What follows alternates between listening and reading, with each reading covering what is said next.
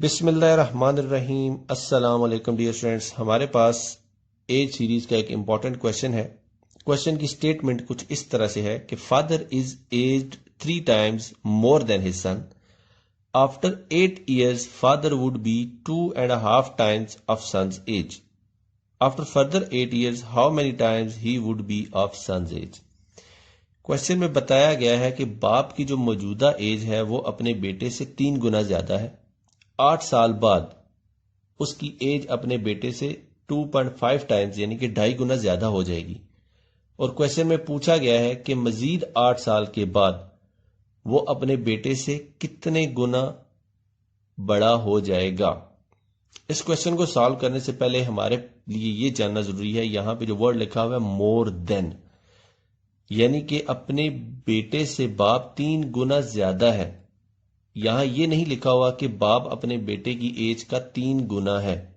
यहां लिखा हुआ है अपने बेटे की एज से 3 गुना ज्यादा है, यानी कि बेटे की जो भी एज है उसको 3 से मल्टीप्लाई करके उसके बेटे की एज में अगर हम ऐड करें तो उसके फादर की एज बनेगी। यह हमें आगे पता चलेगा। अब इस क्वेश्चन को फर्दर सॉल्व करते हैं। तो सबसे पहले हम ये सपोज करते हैं कि जो बेटे की मौजूदा एज है ये है हमारे पास x। तो फादर की जो मौजूदा एज होगी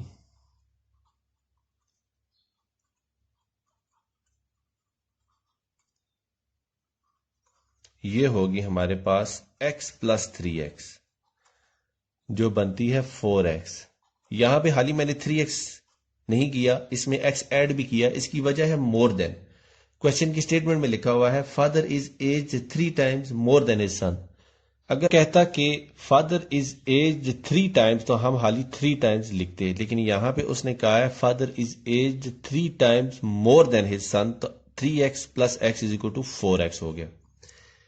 तो अब क्वेश्चन की स्टेटमेंट के मुताबिक आफ्टर 8 years 8 साल बाद 8 साल बाद जो फादर की मौजूदा एज है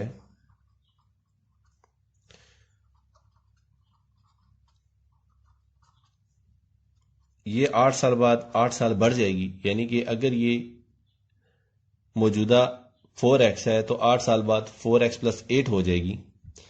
तो 8 साल बाद जो बाप की एज है वो बेटे की एज का 2.5 टाइम यानी कि 2.5 गुना होगी। तो 8 साल बाद सन की जो एज होगी उसमें भी 8 साल का इजाफा हो चुका होगा। तो ये हो जाएगा हमारे पास 4x + 8 = 2.5 × x + 8। तो हम इस इक्वेशन को लिख सकते हैं 4x + 8 = 25/10 × x + 8।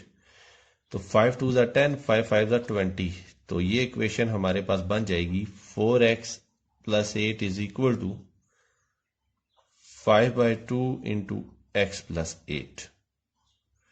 तो हम इसको लिख सकते हैं 2 × 4x + 8 = 5 × x + 8।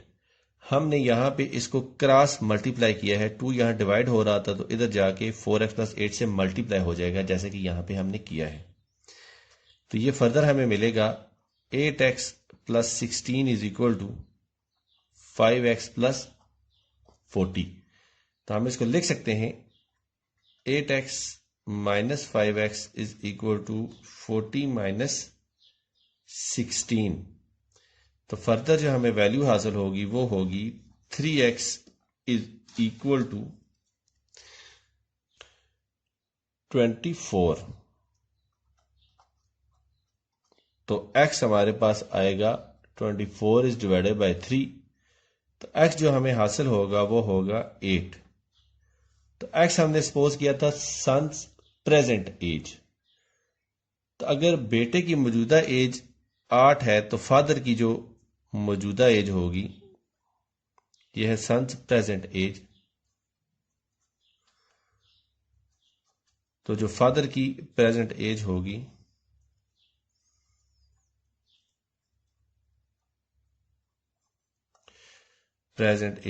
ये होगी 4x। तो x हमारे पास 8 है तो ये हो जाएगा 32, यानी कि मौजूदा जो एज थी बाप की वो थी 32 और बेटे की थी 8 साल। तो क्वेश्चन की स्टेटमेंट के मुताबिक उन्होंने 8 साल बाद की बात की थी कि 8 साल बाद बेटे की जो एज है वो बाप की एज के 2.5 गुना होगी। तो 8 साल बाद बेटा हो जाएगा 16 साल का और जो फादर है वो हो जाएगा 40 ईयर्स का।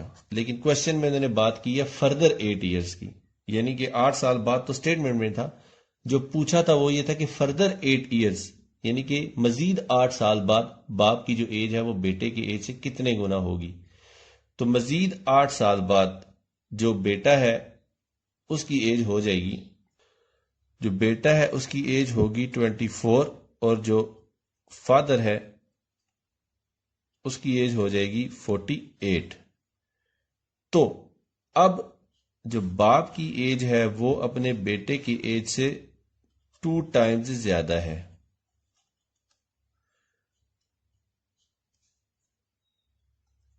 यानी कि मजीद 8 साल बाद उन्होंने जो एज पूछी थी कि मजीद 8 साल बाद बाप की एज बेटे की एज की कितने गुना होगी, तो उसका आंसर है 2 टाइम्स। डियर स्टूडेंट्स, दुआ में याद रखिएगा। अल्लाह हाफिज। अस्सलाम वालेकुम। बिस्मिल्लाहिर्रहमानिर्रहीम। अस्सलाम वालेकुम स्टूडेंट्स, हमारे पास क्वेश्चन है कैलकुलेट ए रेशो बी रेशो सी रेशो डी, और क्वेश्चन की स्टेटमेंट में जो वैल्यूज गिवन हैं वो हैं ए रेशो बी रेशो सी और सी रेशो डी। इस क्वेश्चन को हम 2 पार्ट्स में सॉल्व करेंगे। सबसे पहले हम फाइंड करेंगे ए रेशो बी रेशो सी। जब ये फाइंड हो जाएगी तो हम फाइंड करेंगे फाइनल ए रेशो बी रेशो सी रेशो डी। अब ए रेशो बी रेशो सी फाइंड करने के लिए हमारे पास जो रेशियोज की फॉर्म है वो कुछ इस तरह से होनी चाहिए, ए रेशो बी रेशो और बी रेशो सी। यहाँ पे ये जो बी प्लेस पे नंबर्स हैं इन नंबर्स को इक्वल होना चाहिए। अब हमारे पास जो ए रेशो बी है वो है 1:2 और जो बी रेशो सी है वो है हमारे पास 3:4। यहाँ पे जो बी प्लेस पे नंबर है वो है 2 और यहाँ पे जो बी प्लेस पे नंबर है वो है 3। अब इन दो नंबर्स को इक्वल करने के लिए हम ए रेशो बी को 3 से मल्टीप्लाई करेंगे तो ये हासिल होगा हमें 3:6 और बी रेशो सी को 2 से मल्टीप्लाई करेंगे तो ये हमें हासिल होगा 6:8। अब यहाँ पे जो बी प्लेस पे नंबर है वो और यहाँ पे जो बी प्लेस पे नंबर है वो इक्वल हो गए हैं, तो हम इनको इस फॉर्म में लिख सकते हैं ए रेशो बी जो है हमारे पास 3:6 और बी रेशो सी जो है हमारे पास 6:8। अब यहाँ पे क्लियरली विजिबल है कि बी प्लेस पे जो नंबर हैं वो इक्वल हैं, तो ये हमारे पास जो एक्सप्रेशन आएगा ए रेशो बी रेशो सी का वो आएगा 3:6:8। अब हमारे पास ए रेशो बी रेशो सी तो 3:6:8 है, तो सी रेशो डी जो है हमारे पास वो है 2:3। अब यहाँ पे सी प्लेस पे 8 है और यहाँ पे जो सी प्लेस है वहां पे वो 2 है, तो इन दोनों को बराबर करने के लिए सी रेशो डी को हम 4 से मल्टीप्लाई करेंगे तो हमें हासिल होगा 8:12। अब हम आगे की तरफ मूव करते हैं, तो जब हम 4 इंटू सी रेशो डी को मल्टीप्लाई हम करेंगे तो हमें हासिल होगा 8:12 और हमारे पास ए रेशो बी रेशो सी है 3:6:8 और सी रेशो डी है हमारे पास 8:12। अब यहाँ पे ये जो सी प्लेस पे नंबर थे ये दोनों इक्वल हैं, तो हम इसको ए रेशो बी रेशो सी रेशो डी के तौर पर लिख सकते हैं 3:6 रेशो 8 रेशो 12। स्टूडेंट्स दुआ में याद रखिएगा। अल्लाह हाफिज। अस्सलाम वालेकुम। बिस्मिल्लाहिर्रहमानिर्रहीम। अस्सलाम वालेकुम स्टूडेंट्स। हमारे पास क्वेश्चन है, solve the following. Part A है, how much 80% of 40 is greater than 4/5 of 25। Part B है, how much 40% of 30 is less than 60% of 50। और पार्ट सी है, व्हाट परसेंट ऑफ 120 इज 90। सबसे पहले हम पार्ट ए देखते हैं। पार्ट ए में उन्होंने हमसे पूछा है कि 40 का जो 80% है वो 25 के 4/5 हिस्से से कितना ज्यादा है। इसके लिए हम क्या करेंगे, इसके लिए हम 40 का सबसे पहले 80% निकालेंगे और 25 का 4/5 निकालेंगे और उन दोनों का डिफरेंस देखेंगे। तो सबसे पहले हम 80% ऑफ 40 पे बात करते हैं। हमारे पास परसेंटेज का फार्मूला है, part is divided by whole is multiplied by 100 is equal to desired percentage.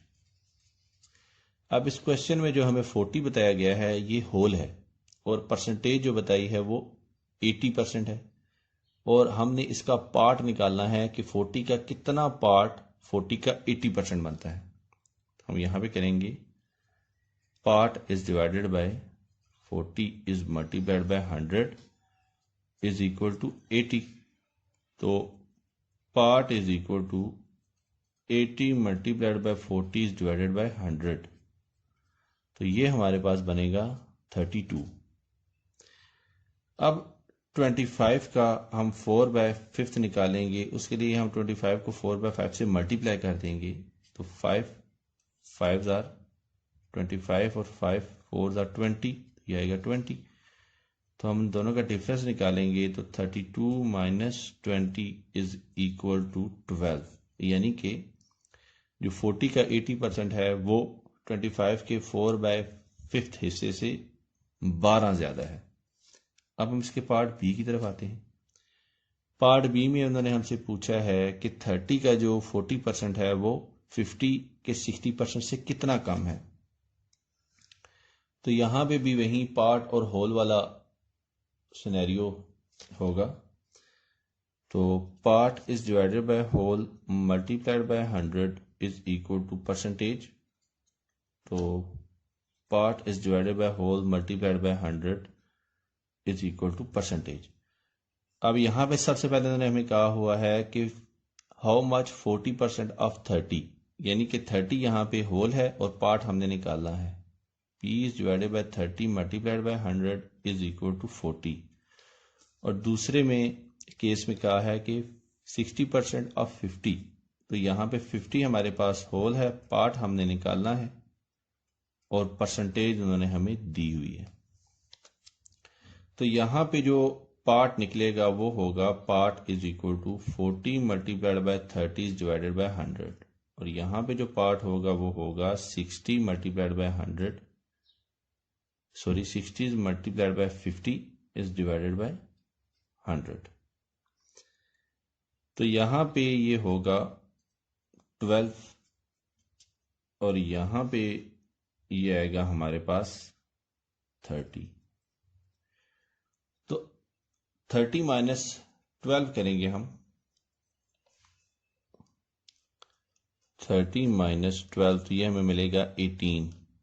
यानी कि 30 का जो 40% है वो 50 के 60% से 18 कम है।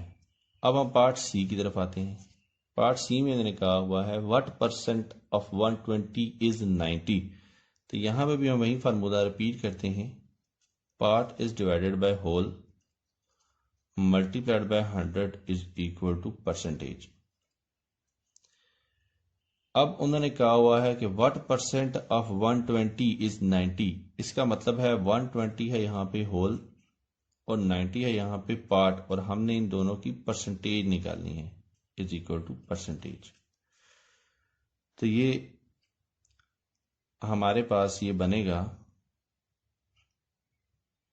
2 5 are 10, 2 6 are 12, तो ये 90 है हमारे पास। तो 6 1s are 6 और 6 5s are 30, तो 15 इज मल्टीप्लाइड बाय 5 हमारे पास आता है 75%, यानी कि जो 90 है वो 120 का 75% है। स्टूडेंट्स दुआ में याद रखिएगा। अल्लाह हाफिज। अस्सलाम वालेकुम।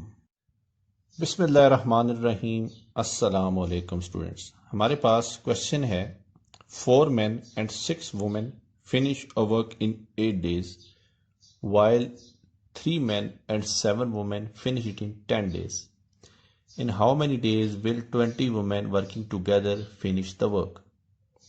क्वेश्चन में बताया गया है कि 4 आदमी और 6 औरतें मिलकर एक काम को 8 दिनों में खत्म करते हैं, जबकि 3 आदमी और 7 औरतें मिलकर इसी काम को 10 दिन में खत्म कर देते हैं। और क्वेश्चन में पूछा गया है कि बताइए अगर 20 औरतें मिलकर इस काम को सर अंजाम दें तो उनको कितने दिन लगेंगे। अब हम इस क्वेश्चन को सॉल्व करते हैं। अब सबसे पहले हम सपोज करते हैं कि let 1 day work of a man, ये है हमारे पास x, और इसी तरह 1 day वर्क ऑफ वुमन, ये है हमारे पास y। अब क्वेश्चन में उन्होंने जो स्टेटमेंट दी है उसके मुताबिक 4 मर्द और 6 औरतें एक काम को 8 दिनों में खत्म करते हैं, तो उनके एक दिन का काम होगा 4x plus 6y is equal to 1 is divided by 8। इसको हम देते हैं इक्वेशन 1 का नाम। इसी तरह 3 मर्द और 7 औरतें एक काम को 10 दिनों में खत्म करते हैं, तो उनका एक दिन का काम होगा 3x plus 4y is equal to 10। इसको हम इक्वेशन 2 का नाम देते हैं। अब हमने इक्वेशन 1 और इक्वेशन 2 को साइमल्टेनियसली सॉल्व करना है, और इस तरह सॉल्व करना है कि हमारे पास जो कटिंग के बाद वेरिएबल बचे वो y हो।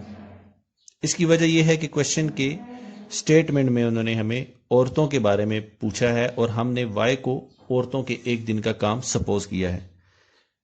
अगर हम x भी बचा लें और y को काट दें तो हमारे लिए क्वेश्चन थोड़ा सा लेंथी हो जाएगा, और FPSC में हमारे पास जस्ट 1-1.5 मिनट ही होता है इस क्वेश्चन को सॉल्व करने का।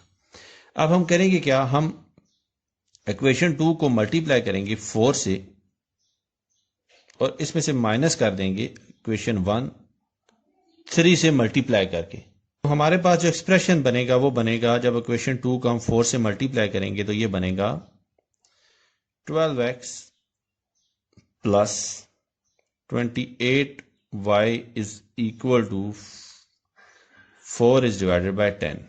और जब इक्वेशन 1 को हम 3 से मल्टीप्लाई करेंगे तो ये बनेगा 12x plus 18y is equal to 3 is divided by 8। तो साइन चेंज करते हैं क्योंकि हमने सब्ट्रैक्शन की है। हमारे पास बचेगा 10y is equal to 4 by 10 minus 3 by 8। Question को दोबारा लिखता हूं, 10y is equal to 4 by 10 minus 3 by 8। तो अब हम क्या करते हैं, 8 और 10 का एलसीएम लेते हैं। 2 से मल्टीप्लाई डिवाइड किया तो 2 5 are 10 और 2 4 are 8 और 5 4 are 20, 22 are 40, तो इसका एलसीएम बना 40। हम इसको लिख सकते हैं 10y इज इक्वल टू, यहाँ एलसीएम आया 40, 4 4 are 16 minus 8 5 are 40 and 5 3 are 15, तो ये हमारे पास बना 1 इज डिवाइडेड बाय 40।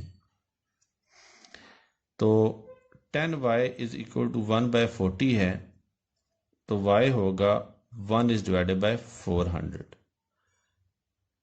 अब ये जो y था हमने सपोज किया था कि वो एक औरत के एक दिन का काम, यानी कि अगर औरत एक दिन काम करे तो उसको हमने सपोज किया था y, और ये है 1 बाय 400। अब हम मल्टीप्लाई करते हैं दोनों साइडों पे 20 से, तो ये आएगा 20 औरतों के एक दिन का काम 20 बाय 400। तो ये हमारे पास बनेगा 1 इज डिवाइडेड बाय 20, यानी कि 20 औरतों के एक दिन का काम है 1/20। अब अगर हम 1/20 का रेसिप्रोकल लें तो ये हमारे पास बनेगा 20। तो 20 औरतों को 20 दिन लगेंगे इस पूरे काम को खत्म करने में। तो इस क्वेश्चन का आंसर है 20 डेज। स्टूडेंट्स, दुआ में याद रखिएगा। अल्लाह हाफिज। अस्सलामु अलैकुम। बिस्मिल्लाहिर्रहमानिर्रहीम। अस्सलामु अलैकुम स्टूडेंट्स। हमारे पास क्वेश्चन है, worker A takes 6 hours to do a job. With the help of B, he manages to do the job in 4 hours. How long will it take if B decides to do the same job alone?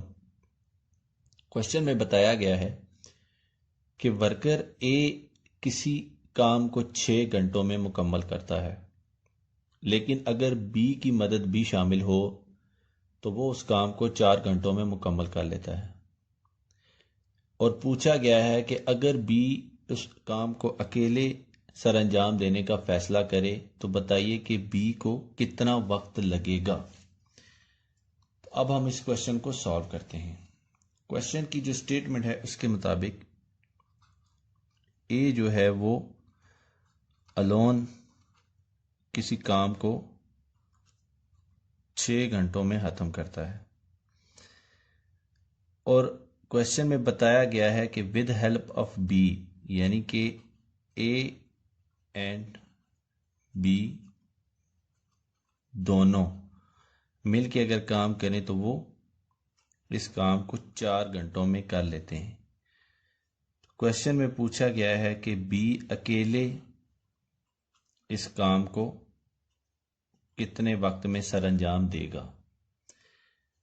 हमारे पास एक formula होता है जिसमें हम कोई भी 2 लोग अगर किसी काम को मिलके करें तो कितनी देर में करेंगे, वो फार्मूला है हमारे पास ए एंड बी अगर मिलके काम को करें तो उसका फार्मूला होगा ए अकेले जितनी देर में काम खत्म करता है मल्टीप्लाइड बाय बी अकेले जितनी देर में काम खत्म करता है इज डिवाइडेड बाय ए जितनी देर में काम खत्म करता है प्लस बी जितनी देर में काम खत्म करता है। अब हमारे पास ए और बी मिलके जो काम खत्म करते हैं जितनी देर में वो भी डेटा है, ए अकेले जो काम खत्म करता है वो भी है, लेकिन हमारे पास बी अकेले जितनी देर में काम करता है वो नहीं है, वो हमने कैलकुलेट करना है, तो वो इसी फार्मूले से कैलकुलेट होगा। अब इस फार्मूले में हम वैल्यूज पुट करते हैं।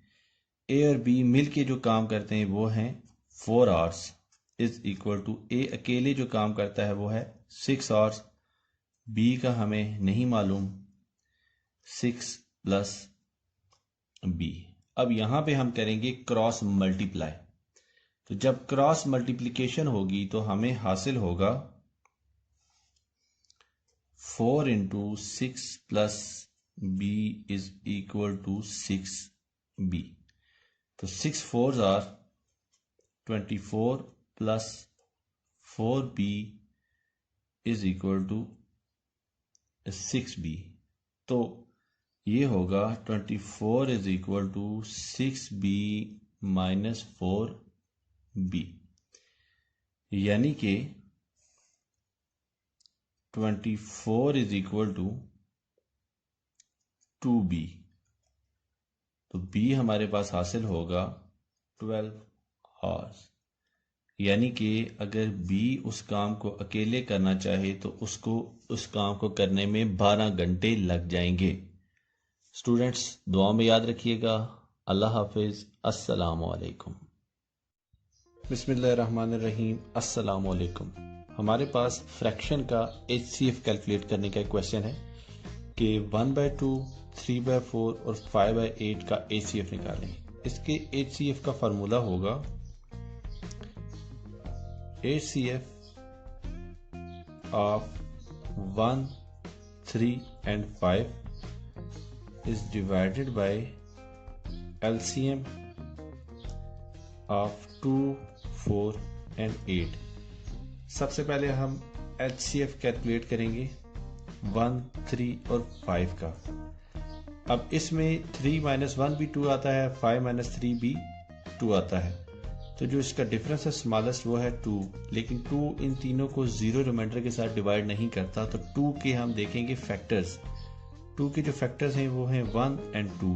अब इसमें जो स्मॉलेस्ट फैक्टर है वो है 1, जो इन तीनों को डिवाइड कर देता है। इट मीन्स इनका जो HCF होगा वो होगा 1। मेरे पिछले लेक्चर में HCF निकालने का शॉर्टेस्ट मेथड डिस्कस किया गया है, इसीलिए यहाँ पे इसको डिटेल में नहीं समझाया जाएगा। अब हम LCM की बात करते हैं। अब हम LCM निकालते हैं। LCM ऑफ 2, 4 और 8। अब 2, 4, 8 का LCM हम कैलकुलेट करेंगे, वो होगा 2, 4, 8। 2 से डिवाइड करेंगे तो जाएगा 1, 2, 4, अगेन 2 से करेंगे आएगा 1, 1 और 2, और अगेन 2 से करेंगे तो आएगा 1, 1 और 1। इट मीन इसका जो LCM है वो है 2 cross 2 cross 2 is equal to 8। अब हम ये जो वैल्यूज हैं इक्वेशन 1 में पुट करेंगे तो हमारे पास जो HCF हासिल होगा वो होगा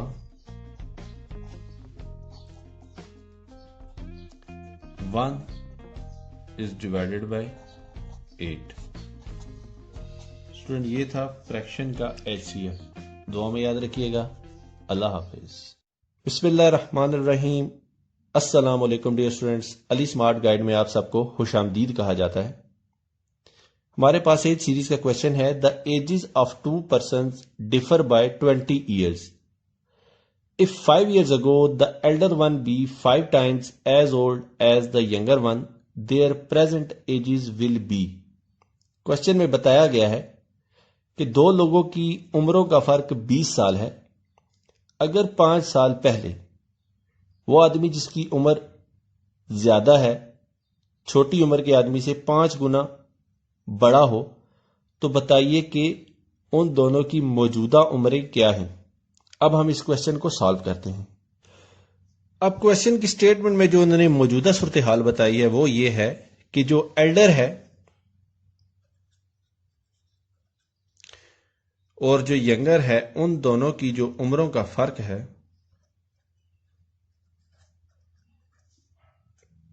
वो है 20 साल। अगर हम ये फर्ज करें कि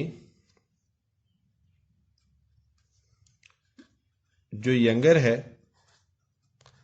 उसकी मौजूदा उम्र x है, तो ये जो इक्वेशन A है ये हो जाएगी elder minus x is equal to 20। तो एल्डर हो जाएगी हमारे पास 20 प्लस x। अब ये दो इक्वेशंस हम अपने जहन में रखेंगे, आगे हमारे क्वेश्चन के सॉल्यूशन में काम आएंगी। अब क्वेश्चन की स्टेटमेंट में उन्होंने बताया है कि 5 साल पहले 5 years ago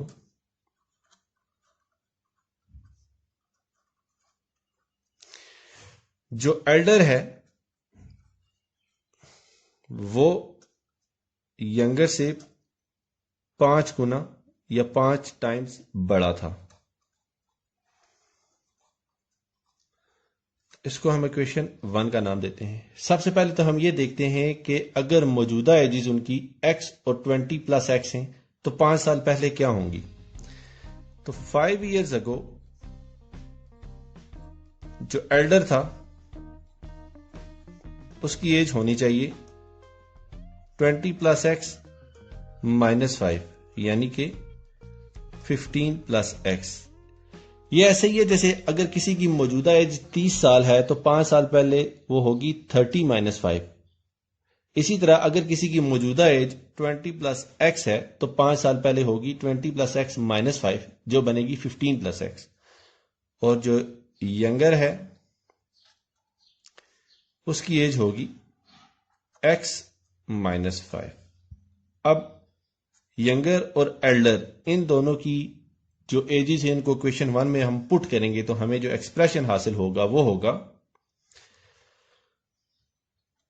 15 plus x is equal to 5 into x minus 5. 15 plus x is equal to 5x minus 25. अब यहां पे हम क्या करेंगे, हम x को इक्वेशन की राइट साइड पे लेके जाएंगे। यहां पे x का साइन पॉजिटिव है तो इक्वेशन की राइट साइड पे जाके इसका साइन नेगेटिव हो जाएगा, और यहां पे 25 का साइन जो है वो नेगेटिव है तो इक्वेशन की लेफ्ट साइड पे आके उसका साइन पॉजिटिव हो जाएगा। तो हमें जो वैल्यूज हासिल होंगी वो होंगी 15 plus 25 is equal to 5x minus x। तो 40 इज इक्वल टू 4x। हम इसको लिख सकते हैं 4x is equal to 40। x is equal to 40 by 4 is equal to 10। अब हमने सपोज क्या किया था, हमने x को सपोज किया था मौजूदा एज, यंगर की मौजूदा एज। तो x हमारे पास अगर 10 है तो एल्डर जो था वो हमारे पास था, elder is equal to 20 plus x। तो ये होगा 20 प्लस 10 इज इक्वल टू 30। तो जो यंगर है उसकी जो मौजूदा एज है वो होगी 10 इयर्स, और जो एल्डर है उसकी जो मौजूदा एज है वो होगी 30 इयर्स। डियर स्टूडेंट्स, दुआ में याद रखिएगा। अल्लाह हाफिज। अस्सलाम वालेकुम। बिस्मिल्लाहिर्रहमानिर्रहीम। अस्सलाम वालेकुम स्टूडेंट्स, हमारे पास क्वेश्चन है calculate a ratio b ratio c if a ratio b is equal to 4 ratio 7 and c ratio d is equal to 21 ratio 13। अब हम इस क्वेश्चन को सॉल्व करते हैं। सबसे पहले हमारे पास जो क्वेश्चन है इसकी शेप कुछ इस तरह की होनी चाहिए, जहां पे ये जो b की दो वैल्यूज हैं, जो b प्लेस पे नंबर आएंगे दोनों रेशो में, वो इक्वल होने चाहिए। अब a रेशो b हमारे पास है 4 रेशो 7 और b रेशो c हमारे पास है 21 ratio 13। It means b place पे जो नंबर है 7 ये, और यहां पे जो b प्लेस पे नंबर है 21, ये इक्वल होने चाहिए। इट मीन्स इसके लिए हमें a रेशो b को मल्टीप्लाई करना पड़ेगा 3 से।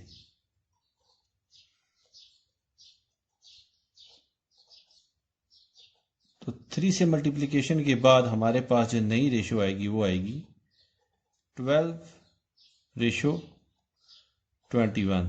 अब यहाँ पे b प्लेस पे जो 21 है वो इस रेशो में जो b प्लेस पे 21 है उसके इक्वल आ गया है। अब हम फर्दर इस एक्सप्रेशन में इक्वेशन को कन्वर्ट करते हैं। तो ये होगा a रेशो b जो है हमारे पास 12 रेशो 21, और यहाँ पे b रेशो c जो है हमारे पास 21 रेशो 13। अब यहाँ पे ये 21 और ये 21 इक्वल हो गए हैं, तो अब हम इसको लिख सकते हैं a ratio b ratio c की फॉर्म में, यानी कि 12 रेशो 21 रेशो 13। स्टूडेंट्स, दुआ में याद रखिएगा। अल्लाह हाफिज। अस्सलाम वालेकुम। बिस्मिल्लाहिर्रहमानिर्रहीम। अस्सलाम वालेकुम स्टूडेंट्स, हमारे पास क्वेश्चन है the sum of ages of father and son is 45। 5 years ago the product of their ages was 4 times the father's age. What is present age of father and son? हमसे question में मौजूदा उम्र बाप और बेटे की पूछी गई है और क्वेश्चन की स्टेटमेंट में ये बताया गया है कि बाप और बेटे की जो उम्रें हैं उनका मजमुआ है 45 और 5 साल पहले उनकी जो भी उम्रें थीं, अगर हम उनकी उम्रों को आपस में मल्टीप्लाई करते तो वो बाप की उम्र का 4 गुना आता। अब हम इस क्वेश्चन को सॉल्व करते हैं। फर्ज करें जो प्रेजेंट एज है, प्रेजेंट एज ऑफ फादर है, वो है हमारे पास x और प्रेजेंट एज ऑफ सन है, वो है हमारे पास y। तो क्वेश्चन की स्टेटमेंट के मुताबिक उन दोनों की जो मौजूदा एजेस हैं उनका जो सम है वो है 45। अब 5 years अगो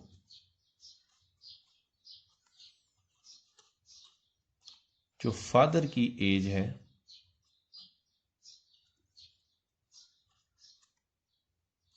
वो थी, जो भी एज थी मौजूदा उसमें से 5 माइनस, और जो सन्स एज है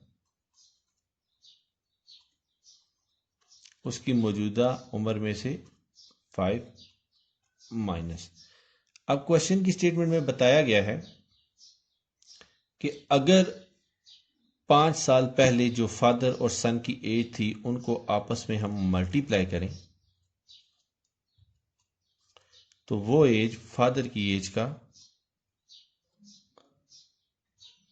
4 गुना बनेगी। तो उसकी मैथमेटिकल फॉर्म ये होगी। अब यहां पे x माइनस 5 मल्टीप्लाई हो रहा है, इधर जाके वो डिवाइड हो जाएगा। तो ये होगा x minus 5 into y minus 5 is divided by x minus 5 is equal to 4। x minus 5 से काट गया, हमारे पास बचेगा y minus 5 is equal to 4 और y इज इक्वल टू 9। हमने y सपोज किया था प्रेजेंट एज ऑफ सन, तो जो बेटे की मौजूदा एज है वो है y। अब हमारे पास x प्लस वाई जो है वो इक्वल है 45 की, तो y की जगह हम वैल्यू पुट करेंगे तो x plus 9 is equal to 45 होगा और x होगा 45 माइनस 9, तो ये बनेगा 36 ईयर्स। यानी कि बाप की जो मौजूदा एज है वो है 36 साल और जो बेटे की मौजूदा एज है वो है 9 साल। स्टूडेंट्स दुआओं में याद रखिएगा। अल्लाह हाफिज। अस्सलाम वालेकुम। बिस्मिल्लाहिर्रहमानिर्रहीम। अस्सलाम वालेकुम dear students. Ali smart guide में आप सबको खुशामदीद कहा जाता है। हमारे पास परसेंटेज सीरीज का क्वेश्चन है। The sum of two numbers is 2490। If 6.5% of one number is equal to 8.5% of the other number, then find the numbers. Question में बताया गया है कि दो नंबर्स का जो सम है वो 2490 है। अगर एक नंबर का 6.5% दूसरे नंबर के 8.5% के बराबर हो तो बताइए कि वो दो नंबर कौन से हैं। तो अब हम इस क्वेश्चन को सॉल्व करते हैं। सबसे पहले हम ये सपोज करते हैं कि let numbers are x and y, ये हमने सपोज कर लिया। अब क्वेश्चन की स्टेटमेंट के मुताबिक x प्लस y यानी कि उन दो नंबर्स का जो सम है वो है 2490। इसको हम इक्वेशन 1 का नाम देते हैं। इसके अलावा उन्होंने क्वेश्चन की स्टेटमेंट में बताया है कि 6.5% ऑफ x ये इक्वल है 8.5% ऑफ y, यानी कि एक नंबर का 6.5% दूसरे नंबर के 8.5% के बराबर है। तो हमने पहला और दूसरा जो नंबर है इनको x और y से सपोज किया है, इसलिए हमने 6.5% ऑफ x और 8.5% ऑफ y लिखा है। अब x का जब 6.5% निकालेंगे तो हम 6.5 multiplied by x is divided by 100 करेंगे इज इक्वल टू 8.5 जब हम y का निकालेंगे तो 8.5 को y से मल्टीप्लाई करके 100 से डिवाइड करेंगे।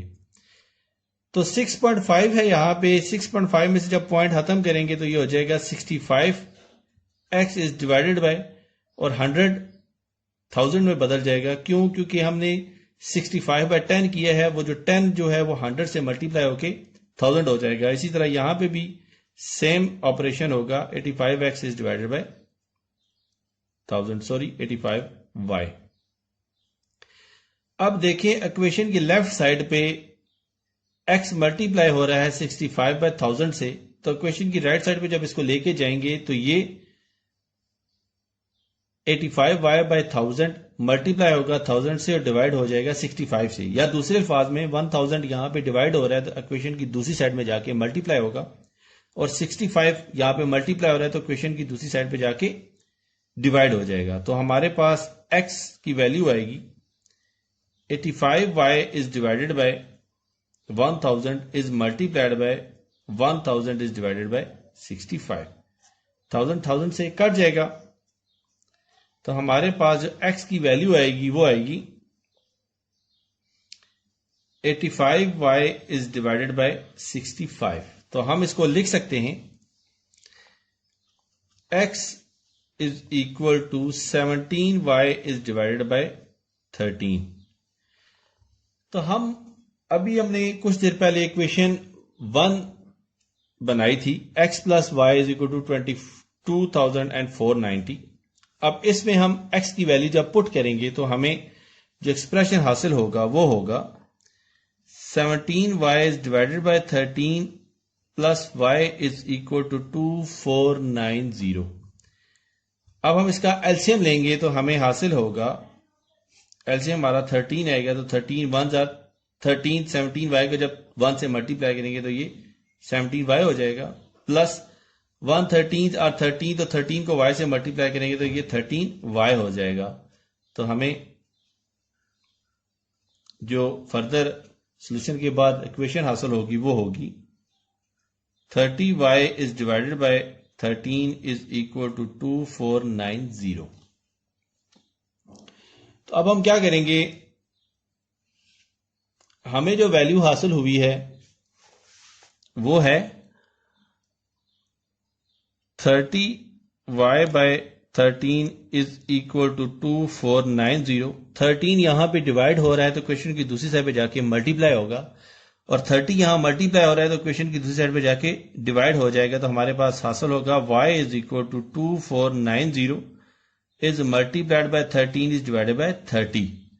तो हमें जो y की वैल्यू मिलेगी फर्दर मैथमेटिकल कैलकुलेशंस के बाद वो मिलेगी 1079।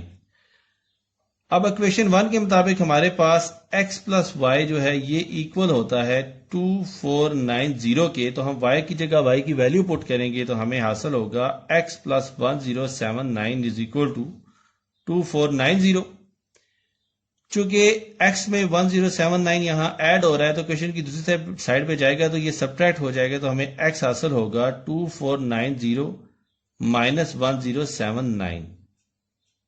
तो हमारे पास जो x की वैल्यू आएगी वो आएगी 1411, और y हम पहले ही फाइंड कर चुके हैं, y की वैल्यू हमारे पास आएगी 1079। डियर स्टूडेंट्स, ये दो नंबर्स थे जिनके बारे में क्वेश्चन की स्टेटमेंट में हमसे पूछा गया था। दुआओं में याद रखिएगा। अल्लाह हाफिज, अस्सलाम वालेकुम।